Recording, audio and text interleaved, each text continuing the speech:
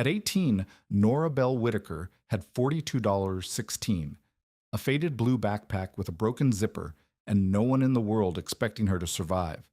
Her mother had been dead since she was 11. Her older sister had stopped answering letters 4 years ago. Her uncle Doyle Mercer had raised her on his ridge farm outside Juniper Fork, West Virginia, not out of love, but because a girl who could split kindling and mend fence wire was cheaper than hired help. 3 weeks before Christmas, he threw her backpack off the porch, kept the $200 she'd earned selling pumpkins, and put $42 on the railing like severance pay. The next morning, Nora walked into a county tax auction and bought an abandoned 1911 homestead on 11.6 acres for $27. The men in the room laughed. The clerk said, "Congratulations, you now own a problem with a driveway." The cabin had a sagging porch, a rusted chimney, and 9 missing roof shingles. But when Nora started clearing blackberry cane behind the smokehouse, she found a clay pipe sticking from the frozen ground, and warm air rising from somewhere beneath it. The gravel in front of Doyle Mercer's porch was frozen into ridges that cut through the knees of Nora's jeans when she knelt to repack. Her backpack had landed face down against the bottom step, the faded blue canvas dark with frost where it hit. One broken zipper tooth, a shoelace threaded through the pull tab because the real zipper pull had snapped off 2 years ago in a school hallway. Doyle stood on the porch above her. He set $40 and $2 crumpled $1 bills on the railing like severance pay, then folded his arms and waited for her to take it. "That's your $42, he said. "The pumpkin money stays. Room and board. $200. Nora had grown every one of those pumpkins from seed in the lower field, hauled them to the Tate Road stand in a wheelbarrow with a bent axle, and sold them over 3 weekends in October. She did not argue.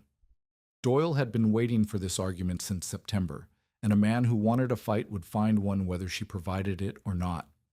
She packed 2 pairs of socks, both darned at the heel with gray thread, a tin of sewing needles, and mismatched buttons wrapped in a flour sack, 1 paperback copy of The Secret Garden, swollen from old rainwater, her mother's red-handled paring knife, sharpened down so narrow the blade curved like a fingernail, a cracked school ID from senior year, 1 bar of yellow soap in a plastic grocery bag, a pencil stub wrapped with masking tape, the photograph she folded inside the paperback, not her pocket.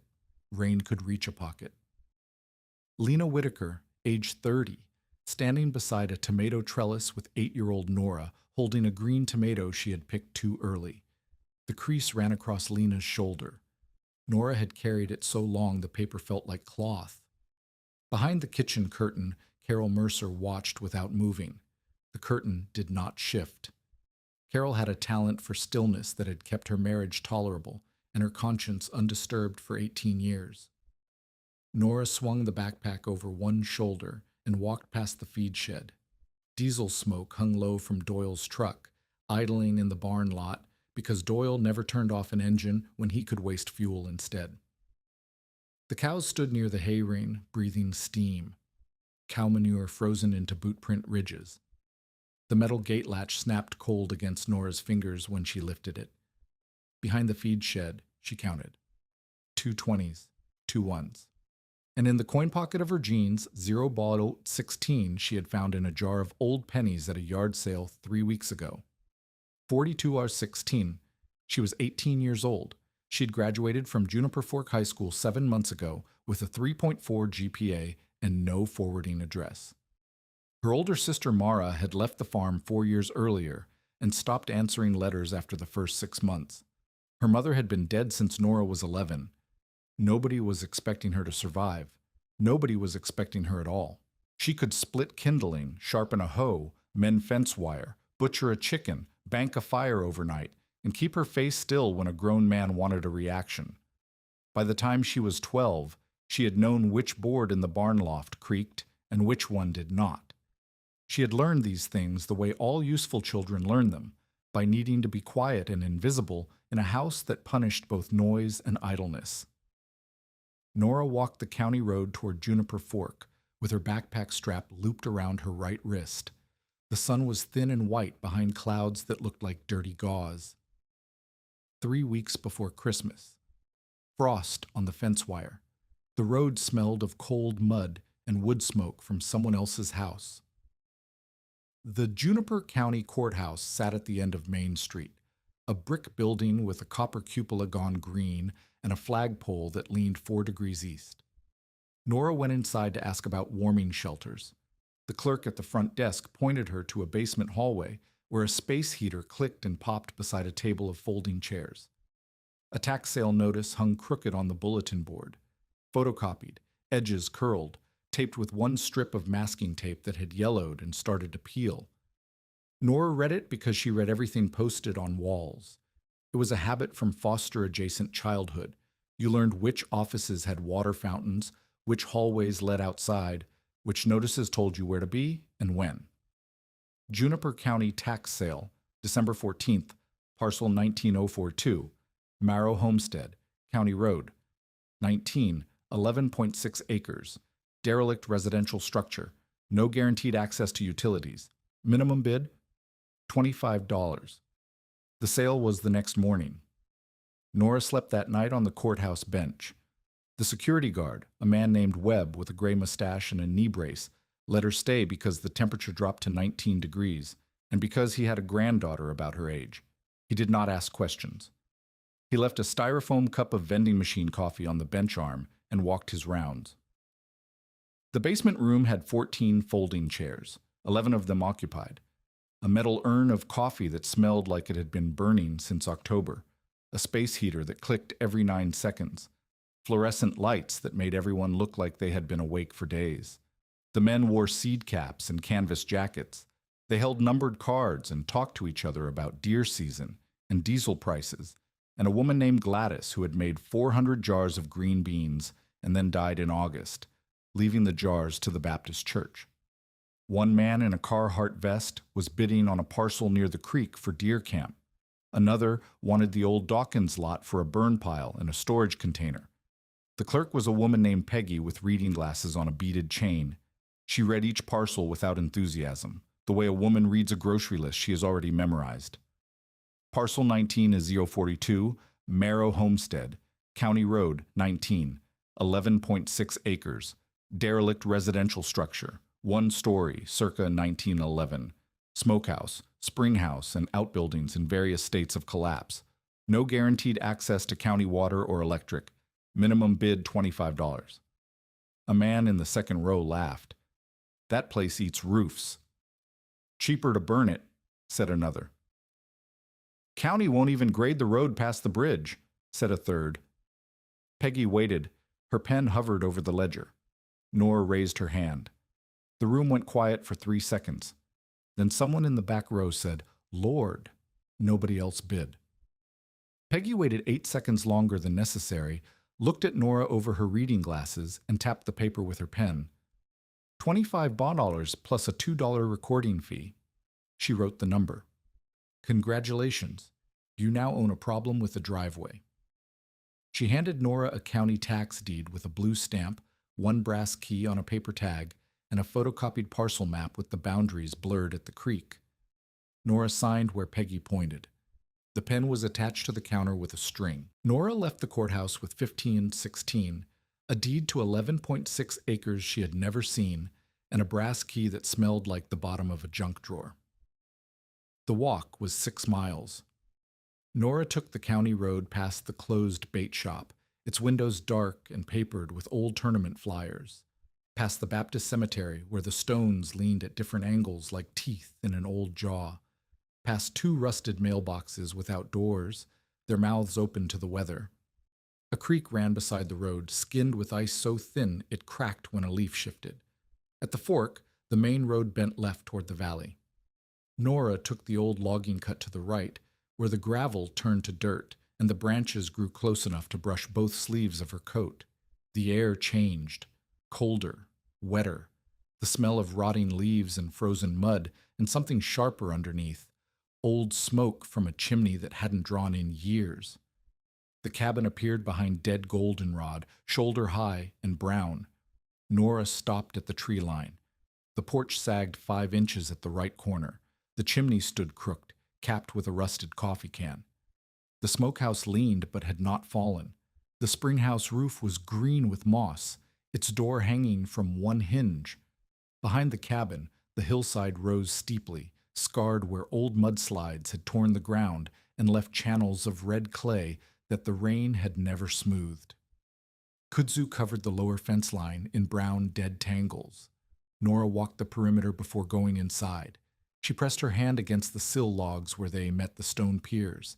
She took out her mother's paring knife and dug into the wood at knee height where rot always started. The surface punk crumbled away under the blade, gray and soft, but underneath the wood was dark and solid. She checked 3 more spots. Same result. She crouched at the foundation piers and sighted along the base. No tilt, no shift. She looked at the main roof beam through a gap where a porch board had fallen away. Hand-hewn oak, checking along the grain, but no split through the heart. "You're not dead," she said. The brass key stuck in the lock. Nora warmed it in her fist, breathed on the keyhole, tried again. The lock turned with a gritty click that she felt through her wrist bones. The door swung inward, and the first smell reached her. Ash, mouse nests, and old apples. Cold soot, dry rot. And underneath it, the faint mineral smell of stone walls that had held temperature for a century. The front room, bare plank floor gray with dust. An iron cook stove against the chimney wall, its door hanging open like a black mouth. A braided rug stiff with mouse droppings. 2 ladder-back chairs, one missing a rung. The wallpaper had been white once, maybe cream, with a pattern of small flowers that had faded to brown suggestions of shape. Light entered through a window with one cracked pane and fell in a pale rectangle on the floorboards. Nora touched the cook stove. Cold iron, rough with surface rust. She opened the firebox and looked up the flue. A disk of gray sky showed through the rusted coffee can cap. The damper handle moved, which meant the hinge hadn't seized. The kitchen corner. A porcelain sink stained brown under a hand pump that wheezed when she tried the handle but would not hold prime. 3 shelves with chipped enamel plates, 1 cup without a handle, and a jar of old pennies. A calendar from 2016 still showing October. A pale rectangle of light fell through the cracked window and landed on a floor that no one had swept in 9 years. She opened drawers, mouse nests, dried droppings like black rice, a wooden spoon with tooth marks along the handle, a rusted can opener, the smell of old flour gone to dust, the east sleeping room, a rope bed frame without a mattress, the rope sagging in the middle like a hammock, wallpaper peeling in long strips that curled at the edges like parchment, a nail in the wall where a mirror once hung, the plaster lighter in a rectangle beneath it. Nora found a broken cedar chest in the corner. Inside, a flour sack folded into a neat square, as if someone had intended to come back for it. The loft. A narrow ladder with rungs worn smooth in the center from decades of hands and feet. Wasp nests in the rafters, gray and papery. A child's slate with the letter M chalked in a careful hand. 2 broken mason jars. A quilt frame with no quilt, the wood dark with age.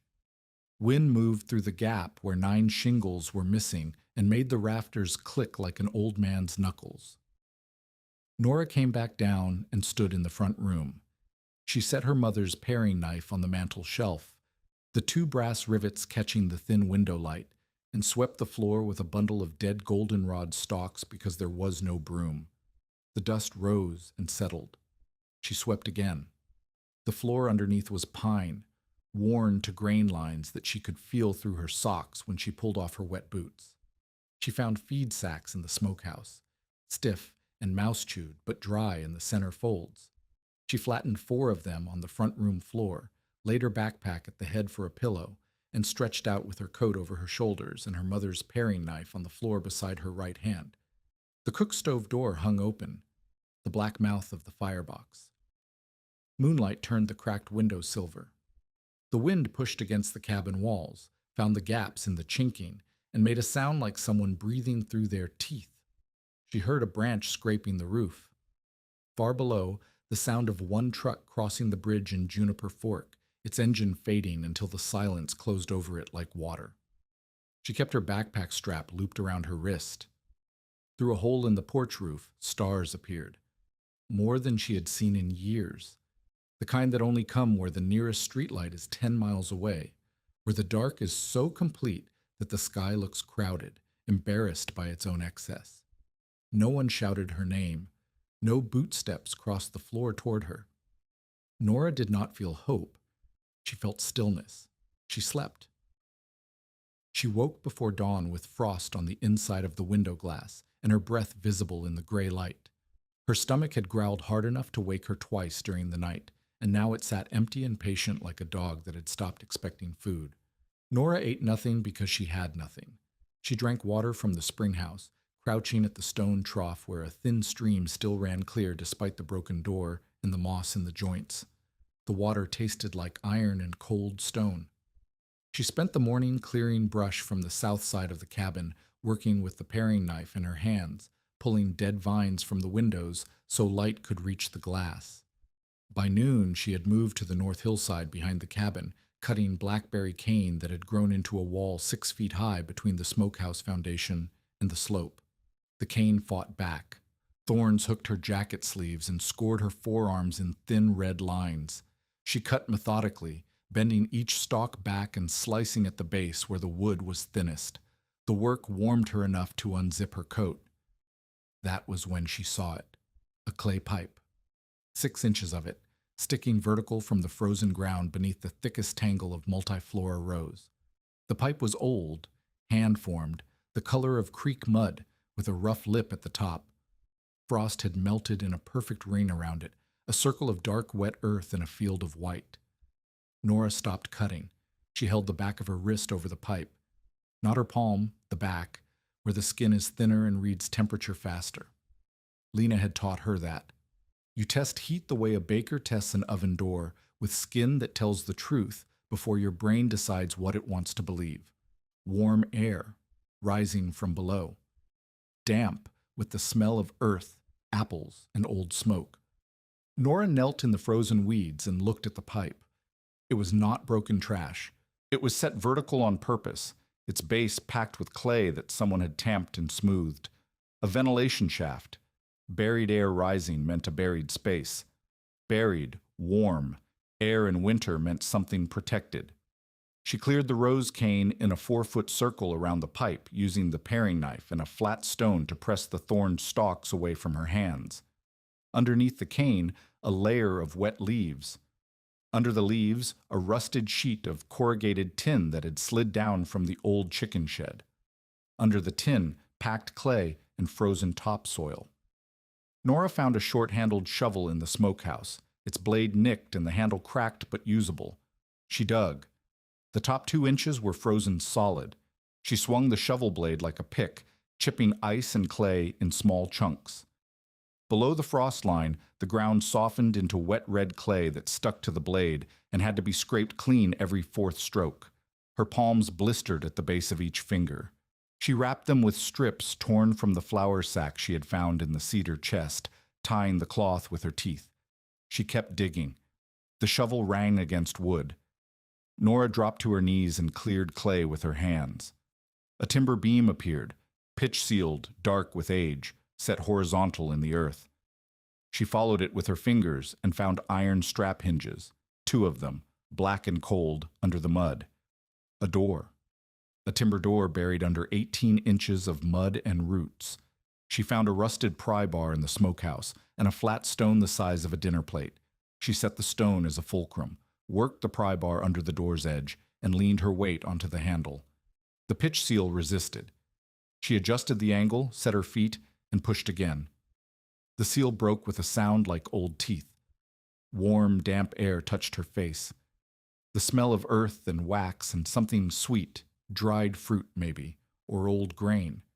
She pulled the door open and looked down. Stone steps, 7 of them, cut into the hillside, descending into blackness.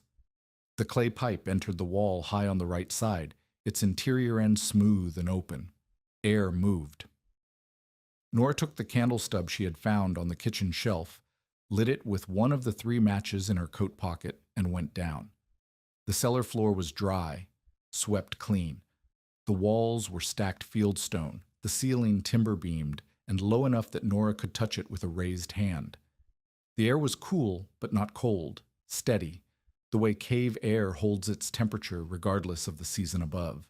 Shelves lined 3 walls, wax-capped barrels, burlap sacks raised on slatted boards to keep them off the damp stone, clay crocks with lids sealed in beeswax, glass jars dark with preserved fruit. Tags in small handwriting hung from twine on every container. Nora read the nearest tag. Dried apples, 2015. Good through 2020 if kept dry. She moved the candle along the shelves. Salted pork in barrels. Hard winter wheat in burlap. Cornmeal. Beans, 3 kinds, each tagged. Jars of sorghum with wax seals unbroken. A barrel of salt. A barrel of cracked corn. The sacks were dry. The burlap stiff but unrotted, raised on slats that kept them above any moisture the floor might hold.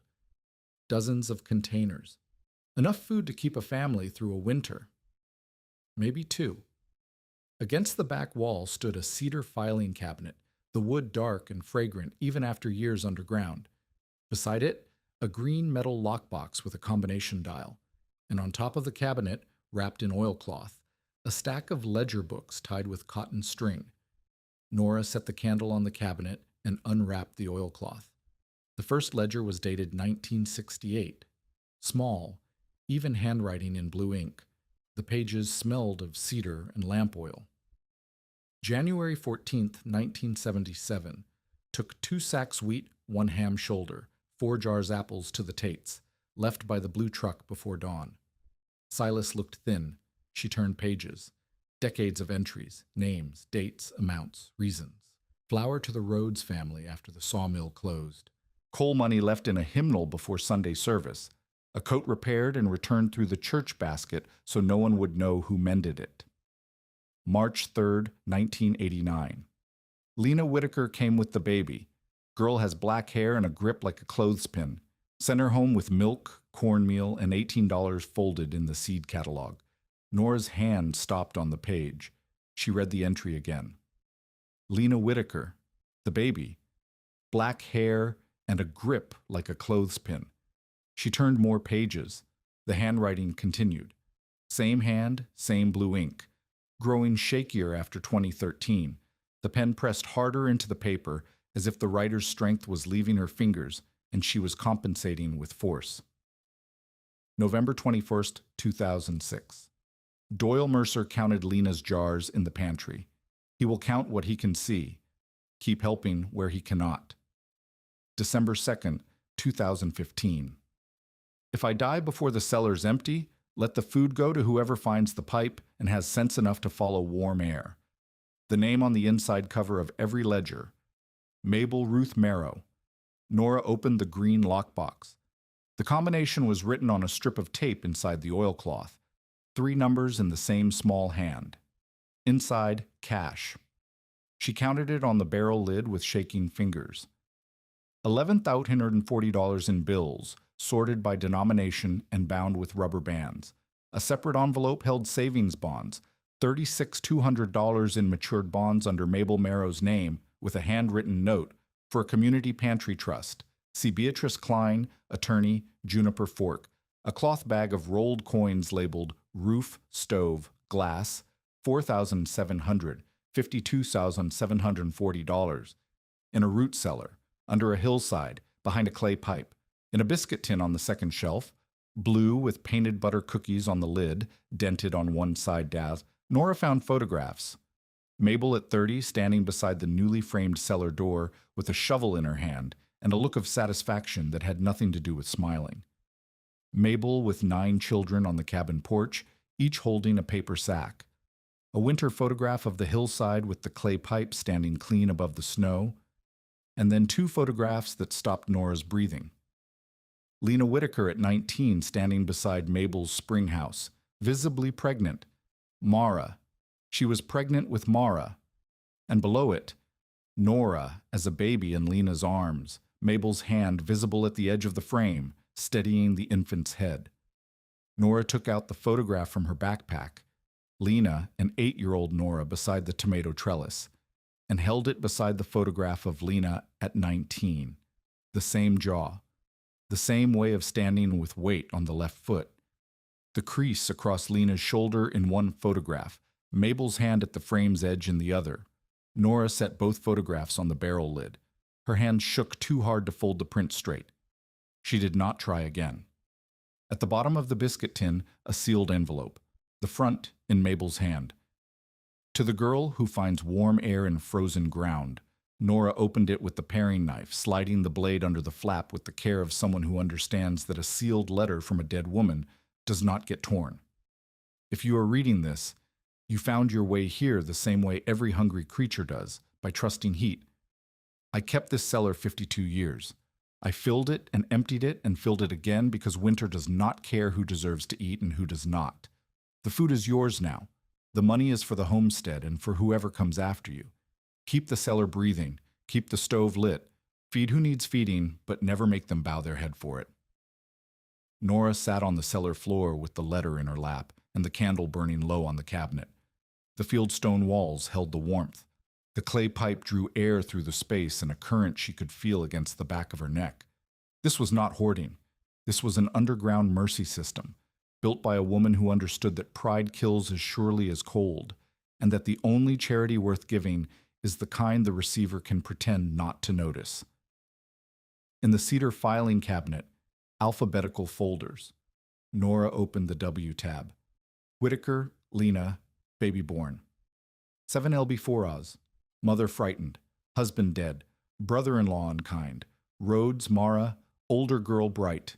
Watches doors. Needs shoes before school starts. Mercer Doyle. Father died owing $312 feed bill, paid anonymously. Boy remembers hunger as insult. Nora closed the drawer. She pressed the sewing tin against her ribs with both hands. The dent in its side fit against her lowest rib like it had been shaped there. She stayed in the cellar until the candle guttered and died. The next morning, Silas Tate's 1989 Ford pickup climbed the road in low gear, one green fender catching the weak December light. The engine knocked twice before he killed it beside the smokehouse. Silas was 72 and narrow in a way that suggested a lifetime of firewood and creek water rather than illness. Brown canvas coat polished smooth at the elbows. White beard trimmed close. Hands cracked along the knuckles from cold water and splitting maul handles. He did not come to the door.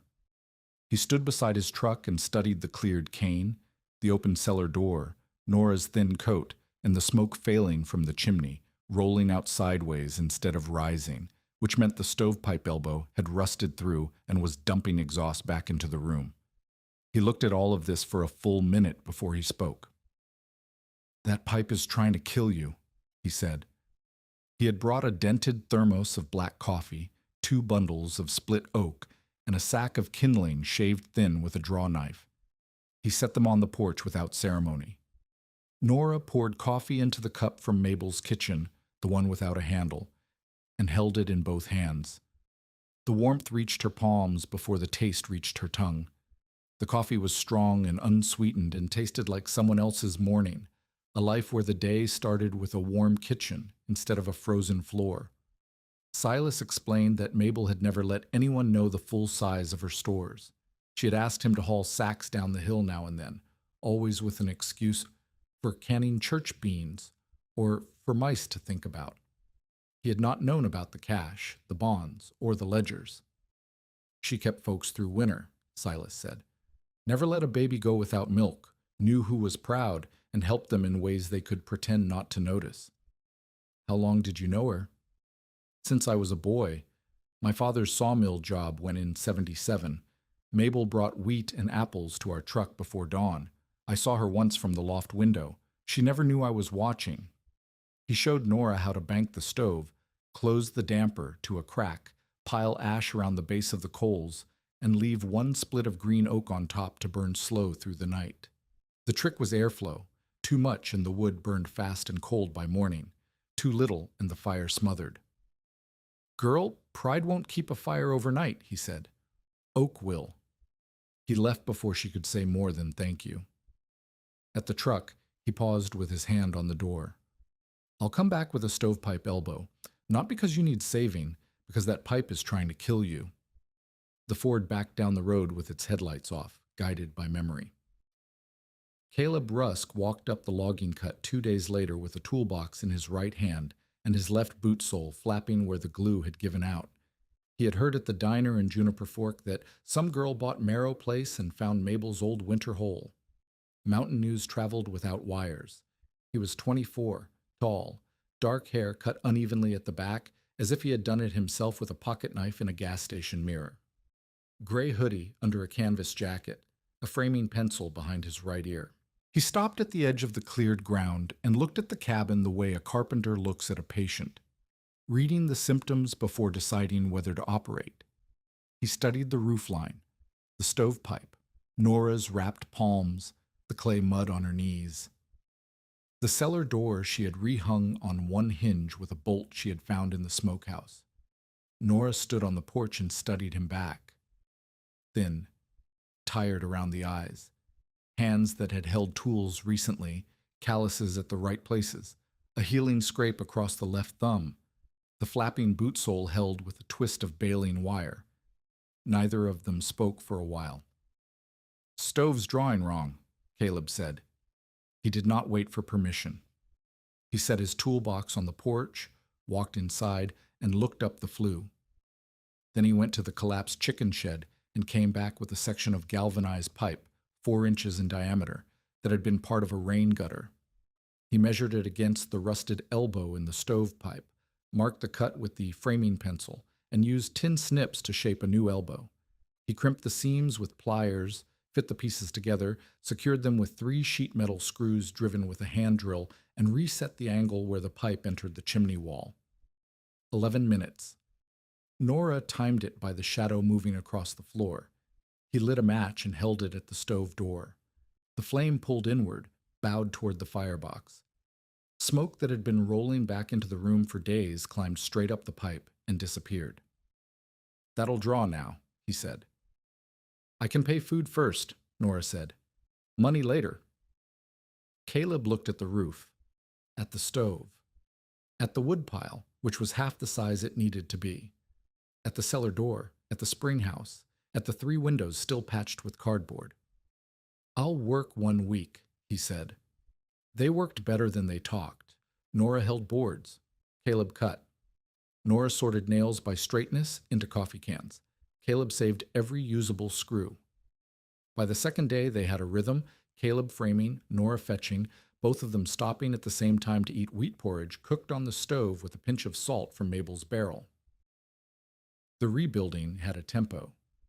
Caleb started on the roof before wind rose each morning, pulling damaged shakes and replacing them with cedar, salvaged from the collapsed chicken shed, and tar paper cut to fit. He used roofing nails he had straightened on the porch rail with a hammer, tapping each one true before driving it flush. Nora cleared the spring house trench with a mattock, working from the upper channel downward until water ran clear through the stone trough again. Silas came every other morning with oak and news. He brought a stovepipe elbow from his shed, galvanized, properly crimped, and replaced Caleb's improvised version without comment. He sharpened every blade on the property with a whetstone he kept in his coat pocket, working the edge in long, slow strokes, while he told Nora about Mabel's habit of rising before dawn to write in her ledgers. Donna Pike arrived on the 3rd day in a blue sedan with a pot of chicken stew in a towel-wrapped Dutch oven. She was 50, wide-hipped, with flour under her fingernails and an apron she had forgotten to remove. She studied the patched roof, the clear smoke, the stacked firewood, and Nora's hands, still wrapped, still working, before she set the stew on the porch rail. I overestimated lunch, Donna said. Mabel had paid Donna's mother's rent for 4 months after surgery in 1991. Donna did not mention this. She said it the way all of them said it, a fact placed carefully beside an offering, never above it. She left a dented 12-cup percolator on the kitchen shelf. Sitting in storage, she said. Needs a home. By the end of the week, people knew there was coffee at Merrow Homestead by 6:30 a.m. Preacher Ames, 64, arrived in a church van with 4 storm windows wrapped in moving blankets. He studied the cabin, the chimney smoke, and Nora pouring coffee into mismatched cups before he spoke. Mabel had cooked 31 funeral meals without taking $1. She said feeding the grieving was between her and God, Ames said, and God did not send invoices. Hollis Dean, the hardware store owner, backed his truck up the road with half-used cans of white paint rattling in the bed. "Going bad," he said. "Paint don't store past 2 winters." Mabel had once paid his father's insulin bill. Hollis set the cans by the porch and left before Nora could open one. Tanya Bell, the school bus driver, brought 2 garbage bags of children's coats and asked whether Nora could store them dry somewhere since the church basement leaks. Mabel used to patch coats and return them anonymously through church baskets. Mrs. Inez Cooper, 81, came up the road on foot with a jar of apple butter and a hand-pump gasket wrapped in wax paper. She studied Nora from the gate for a long minute, the thin coat, the competent hands, the straight back, then walked to the porch and set the jar beside the gasket. "Mabel delivered my youngest during a snowstorm," Inez said. "Sarah, 1974, 8 pounds even." She squeezed Nora's shoulder once and left. Nora installed the gasket that afternoon. The hand pump caught prime on the 3rd stroke and held. Water rose clear and cold into the porcelain sink for the first time in 9 years. Caleb jacked the porch corner 2 inches at a time with a bottle jack borrowed from Silas, setting a new locust post under the beam while Nora held the level. He reglazed 3 windows using putty, salvaged panes from a chicken coop on the Dean property, and a dull putty knife he sharpened on the whetstone until it held an edge. They built slatted cellar shelves from 2-6 lumber that Preacher Ames brought from a church renovation, raising the sacks another 4 inches off the damp stone. Nora dug a drainage channel above the cellar door with a shovel and flat stones, angling the runoff away from the entrance. The rhythm held. Nora cooked wheat porridge at dawn. Caleb worked the roof before wind rose. Silas sharpened tools by the porch and drank coffee. Visitors arrived with excuses and left before thanks became awkward. The windows caught light. Smoke rose straight. The cellar door had a proper latch. The porch no longer sagged. The kitchen smelled of coffee, wood smoke, and drying apples instead of mice and ruin. The black GMC Yukon Denali climbed the road without mud on its tires. The paint reflected bare trees and winter sky. The vehicle cost more than most families on County Road 19 made in a year. Doyle Mercer stepped out in pressed khakis, a quilted navy vest, and boots too clean for his own barn. He removed his sunglasses slowly, folded them into his vest pocket, and studied the cleared brush, the patched roof, the tire tracks in the mud, and Nora standing on the porch with an enamel cup in her hand. His eyes paused on the cellar door. Then the firewood. Then Caleb, who had stopped sawing and stood with the saw still resting on the board. Then the coffee cups lined near the sink through the open kitchen window. "Looks like you've been busy," Doyle said. Nora said nothing. Silas leaned against the woodpile with his arms folded. Doyle walked the property edge the way a man walks a lot he's pricing. He touched the new porch post. He looked up at the patched roof. He studied the cellar door and the cleared drainage above it. "You've got yourself into a legal mess, Nora. That tax sale was irregular. County didn't give proper notice. There's an old grazing easement tied to this parcel. Mercer grazing rights going back 40 years. He spoke the way a man speaks when he has rehearsed reasonable language in the truck on the way up. "I can take the property off your hands before the county trouble comes. Call it a favor. You walk away with what you paid, no harm." "You put me out in winter," Nora said. "Don't call it help when I don't freeze." Doyle's jaw tightened. He smiled without warmth, the kind of smile that is a door closing. He returned to the Yukon, backed it hard enough to spit gravel against the spring house wall, and drove down the road with his taillights bright in the gray afternoon. 4 days later, a deputy Nora had never seen drove up in a county cruiser and handed her a thick white envelope. Inside, a petition to set aside the tax sale and a request for a temporary injunction. The legal language was dense and formal. Defective notice, disputed easement, improper possession, irreparable harm.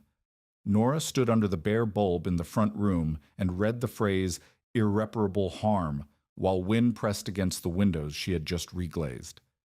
Caleb stood silent near the stove. Silas removed his cap and held it against his chest. The petition bore the name of a law firm in Charleston. The retainer for a response, Nora knew without asking, would be more money than she had ever held in her life. If you've made it this far into Nora's story, hit subscribe because what happens next is the part I've been waiting to tell you. Nora spent 2 days trying to find a lawyer she could afford. She called 3 offices from the diner payphone in Juniper Fork, standing in the cold with quarters Donna Pike had pressed into her hand without explanation. The cheapest attorney wanted $1,500 up front and said the word retainer the way a doctor says surgery, as if the cost were simply a fact of the body's failure. She had $38 left after buying lamp oil, salt, and roofing nails. The lockbox money was Mabel's, designated for the homestead and the pantry trust. Using it for a lawyer felt like cracking open a seed vault to make bread. On the 3rd morning, Donna Pike leaned across the diner counter and said, "You talked to Beatrice Klein yet?" "Who?" "Attorney, lives out past the covered bridge, retired mostly, but she still has her bar card and she still has opinions."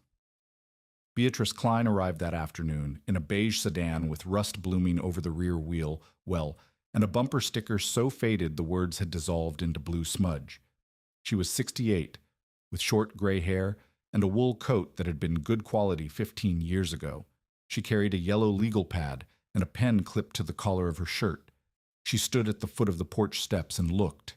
At the cabin, at the patched roof, at Nora's hands, which were healing but still showed the red lines of blackberry thorn and the rough patches where blisters had broken and dried. At the cellar door, open to let the warm air circulate. At the ledger books drying on the kitchen table inside, their oilcloth wrapping folded neatly beside them. "You're the one who bought Mabel's place," Beatrice said. "I'm the one who owns Mabel's place," Nora said. Beatrice almost smiled. She climbed the steps, accepted coffee in the handleless cup, and sat at the kitchen table with the legal pad open and the petition spread in front of her.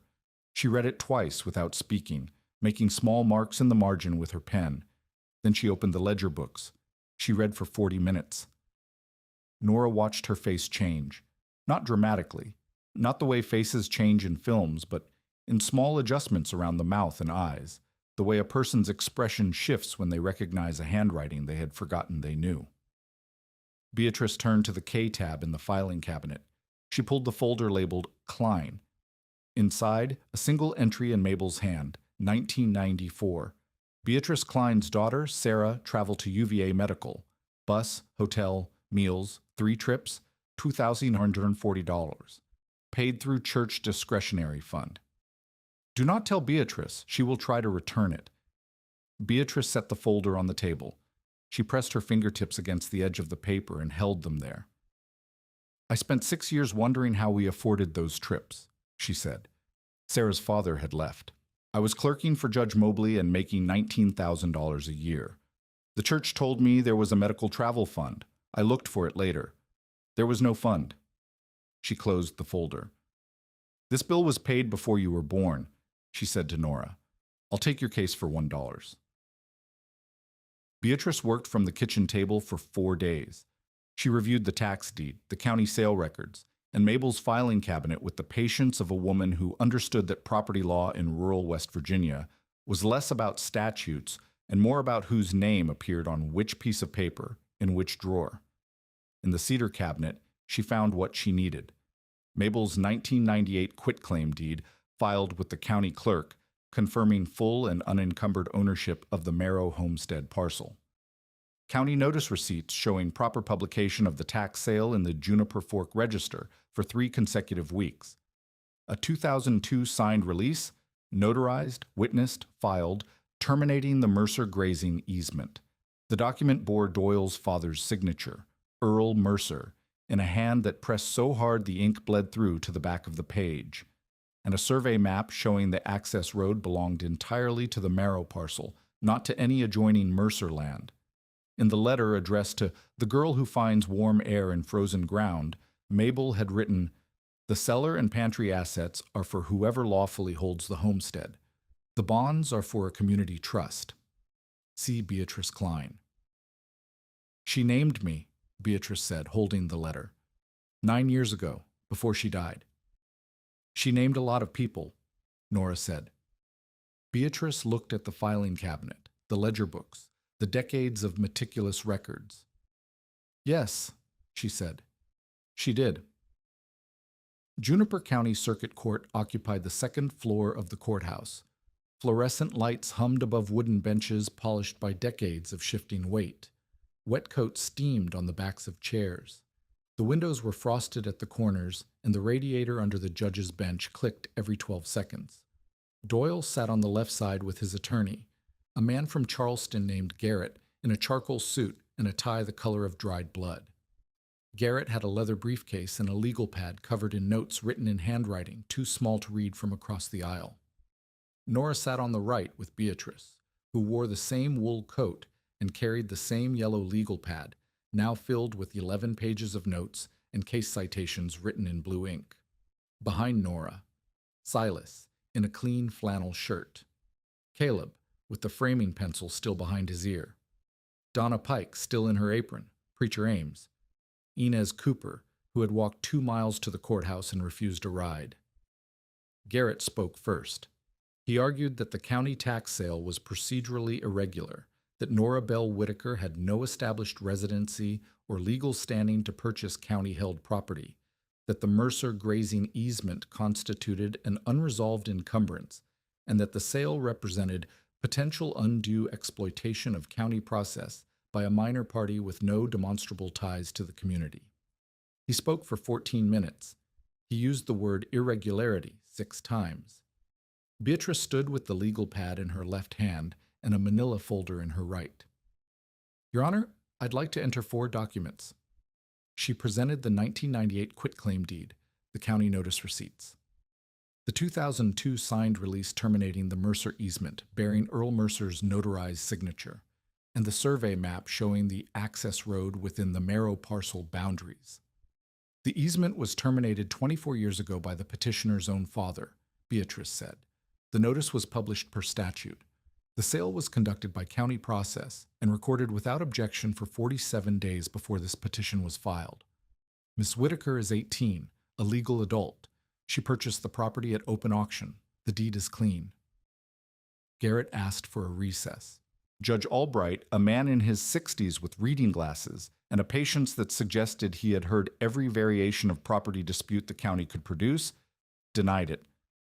"Mr. Garrett, your client's father signed away the easement in 2002. The county published notice 3 times. No one else bid. The sale stands or it doesn't, and I've seen nothing to suggest it doesn't." He adjusted his glasses. "The petition is denied. The sale stands. Ms. Whitaker, the property is yours." Nora gripped the edge of the bench. The wood pressed a red line into her palm. She held it until Judge Albright closed the folder, until Garrett packed his briefcase with the careful movements of a man assembling dignity from the pieces of a lost argument, until Doyle stood and left without looking at her. When she let go, her fingers left damp half-moons on the wood. Silas put his cap back on. Caleb exhaled through his nose. Donna Pike squeezed Nora's shoulder the way Inez Cooper had. Once. Firm, then gone.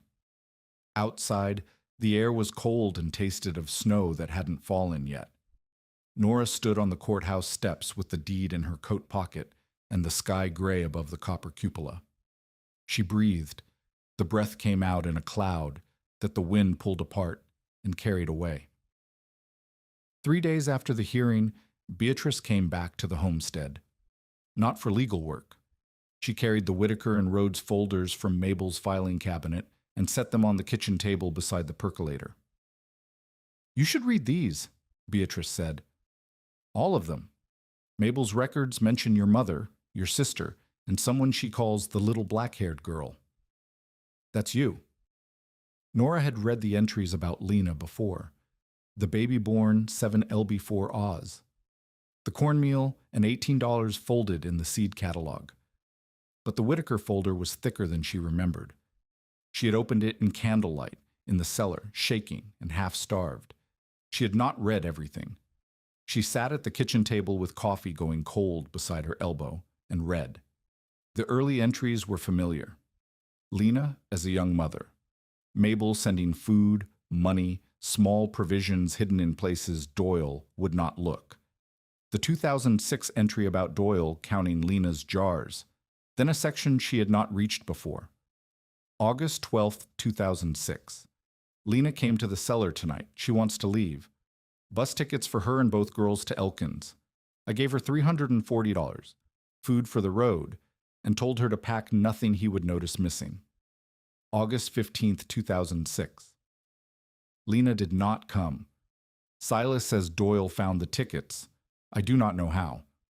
Maybe the younger girl said something without knowing. Maybe he searched the house. August 18, 2006. Lena called from the gas station. She is staying. She says Doyle told her he will report her as unstable and take both girls if she leaves. She cannot risk it. She asked me to hide money in the sewing tin so the girls will have something if she cannot get clear. August 20th, 2006.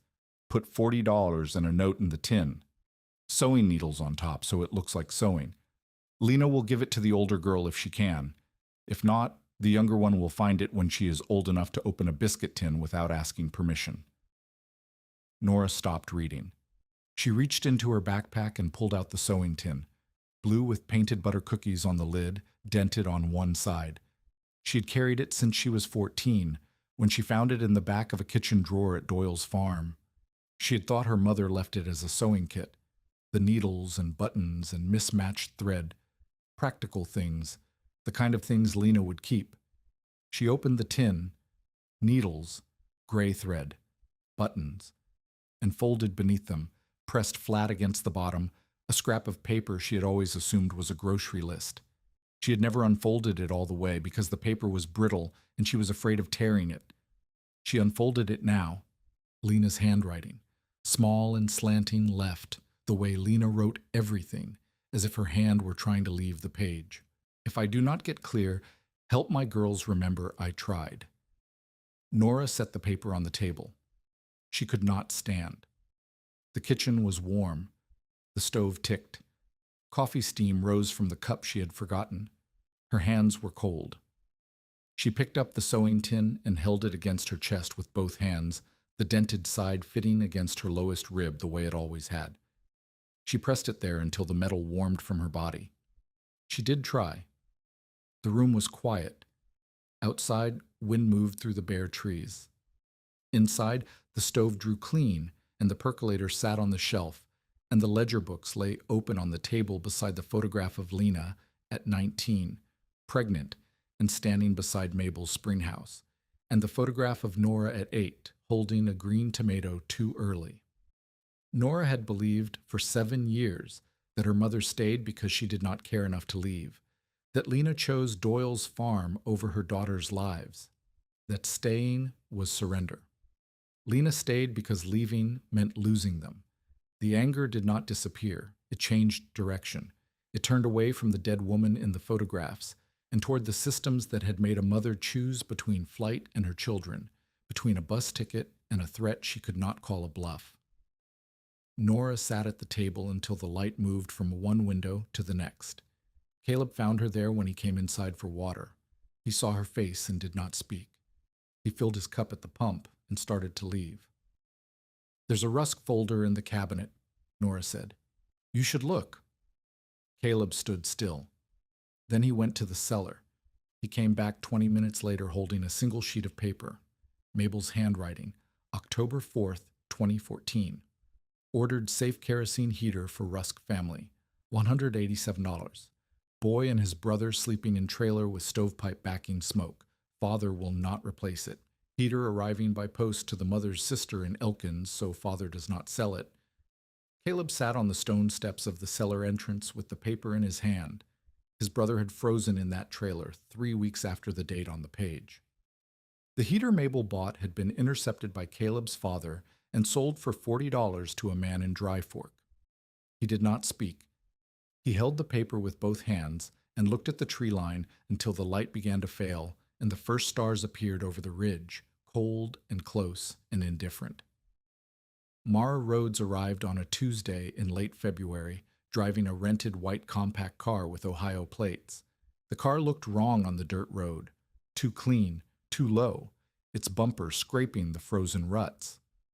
She parked by the spring house and sat behind the wheel for a full minute before opening the door. She was 22, thin in the shoulders, with Lena's jaw and Nora's habit of scanning a room before entering it. She wore office shoes unsuited to mud and carried a grocery bag of oranges like she did not know what else to bring. She stood at the gate and looked. Smoke rose straight from the chimney, firewood stacked in 3 ranks along the porch wall. Caleb on the far side of the cabin, running a hand plane along a porch board, the shavings curling yellow in the cold air. Silas's truck by the smokehouse. 2 pairs of boots drying near the door. And through the kitchen window, Nora, measuring wheat from a burlap sack into 5-pound paper bags, weighing each one on a hanging scale and folding the tops with a crease Mara recognized. Lena's crease, the same fold their mother used on every bag of flour, every sack of dried beans, every paper bundle that left her kitchen. Mara stood at the gate for a long time. Nora saw her through the window and came to the porch. Neither of them moved toward the other. The distance between the gate and the porch was 30 feet and 4 years of silence. "You found me," Nora said. "Donna Pike called the diner where I used to work in Columbus," Mara said. "They had my forwarding number." "Mountain News," Nora said. Mara looked at the oranges in her hand. "I didn't know what to bring." "Oranges are fine." Mara came through the gate. She walked the way people walk into hospitals, careful, unsure whether to touch anything, alert to smells and sounds that might tell her what kind of place this was before anyone explained it. Nora showed her the cabin, the stove drawing clean, the spring house running clear, the cellar warm and stocked, Mabel's ledgers, Lena's photographs, the letter addressed to the girl who finds warm air in frozen ground. Mara read the letter standing up, holding it with both hands. She did not sit down. She read it twice and handed it back without comment, but her fingers were shaking when she let go of the paper. That afternoon, a woman Mara did not know, Tanya Bell, the bus driver, came to pick up 3 repaired coats and thank Nora for not making it charity. Mara heard the phrase and went still. Not making it charity. Lena used to say the same thing when she left food on a neighbor's porch. Don't make it charity, make it Tuesday. After supper, cornbread, beans, dried apples stewed with sorghum, Mara and Nora sat on the porch in the 2 ladder-back chairs. The sky was purple over the ridge. Caleb had gone to bank the stove. Silas had driven home. The porch light was off because the porch did not yet have a light, and the only illumination was the kitchen window's glow and the stars that appeared, as they did every night, in numbers that made the sky look crowded. "I left because I thought if I stayed, he'd break both of us," Mara said. She held her coffee cup in both hands and did not look at Nora. "I thought leaving was the only way one of us got out. I did not understand I was leaving you in." Nora looked at the stars. She let the sentence sit. She did not rush to fill the silence because the silence was doing the work. It held the weight of 4 years of unanswered letters and 1 answered phone call from a diner in Columbus that brought Mara 300 miles down the interstate. "He broke things anyway," Nora said. Mara flinched. The flinch moved through her shoulders and down to her hands, and coffee sloshed against the rim of the cup. She gripped it tighter. Nora did not hug her. She did not say it was fine. She stood, went inside, and came back with a dish towel. "Dry," she said. Mara dried plates beside her at the sink until every dish was clean and the rack was full and the kitchen smelled of soap and wood heat. They worked without speaking. The silence between them was different now, not the silence of distance, but the silence of two people doing the same task in the same small room and letting the work stand in for everything they could not yet say. Nora let Mara sleep in the east room on the rope bed frame that Caleb had restrung with new cord and topped with a mattress Preacher Ames had delivered from the church donation room. Mara folded her office shoes by the door and lay under a quilt that Inez Cooper had brought, hand-stitched, heavy, smelling of cedar and lavender sachet. In the morning, Mara was still there. 3 weeks after court, Doyle Mercer came back up the road, not in the Yukon. In his father's old red farm truck, a 1978 Ford with rust along the bed rails and a tailgate that didn't latch. The truck had not been washed. The tires were muddy. Doyle wore work boots, jeans, and a canvas jacket with a torn pocket. No quilted vest, no pressed khakis, no sunglasses. He parked by the lower gate and sat in the truck for a minute, the way Mara had sat in her rental car. Then he got out, and he had his hat in his hand. Nora stood on the porch. Caleb stopped sawing. Silas leaned on the woodpile with his arms folded. Mara watched from the kitchen window. Doyle looked at the repaired spring house, the straight stovepipe smoke, the cellar door with its proper latch, the whitewashed window frames, the people who did not move aside for him. In the truck bed, 12 cedar fence posts peeled and pointed, 3 rolls of fence wire, and a wooden crate of seed potatoes, each one nestled in straw with the eyes facing up. He unloaded the posts without being asked. He set the seed potatoes by the cellar door and stepped back. His hands hung at his sides. He did not reach for a business card. He did not mention the petition or the hearing or the easement his father had signed away 24 years ago. Beatrice had left him copies of the Mercer folder. He had read them. He knew now that Mabel had paid his father's $312 feed bill without telling anyone, that Mabel had fed Doyle through the winter of 1977 when the sawmill closed, that the woman he had dismissed as a hill widow who kept a root cellar had preserved his family's name and his father's dignity while his father stole feed from her smokehouse and never looked back. "Those won't fix it," Nora said. "No," Doyle said. "They'll fix fence." Nora looked at the posts. Cedar, clean peeled, cut to the right length for the lower pasture where the old fence had rotted into the ground. "Stack them by the lower gate," she said. Doyle did. He carried them 4 at a time, setting each one upright against the gatepost, spacing them evenly without being told. When he finished, he walked back to the truck, put his hat on, and drove down the road in the old Ford with its tailgate rattling and its muffler ticking against the frame. He did not say he was sorry. He carried posts. 5 months later, late April, the dogwood bloomed white along County Road 19, and the redbud behind the cabin had gone pink overnight, the way redbud does, bare branches to blossoms in what seemed like a single warm afternoon. The creek ran high with snowmelt, brown and fast, and the fields on both sides of the road showed the pale green of new grass pushing through last year's dead growth. The Marrow homestead had whitewashed window frames, a level porch, and a chimney that drew clean into a sky so blue it looked painted. The terraced beds behind the cabin were cleared and planted. Rows of potatoes, onions, beans, squash, and 2 kinds of lettuce that Nora had started from Mabel's seed stock in tin cans on the kitchen windowsill. The spring house ran clear into a stone trough that held water cold enough to numb fingers. The smokehouse had been repaired, its leaning walls straightened and braced, and converted into a pantry office with shelves, a desk, and a hand-painted sign that read, "Mabel's Winter Room, Food, Seed, Coffee." The cellar breathed.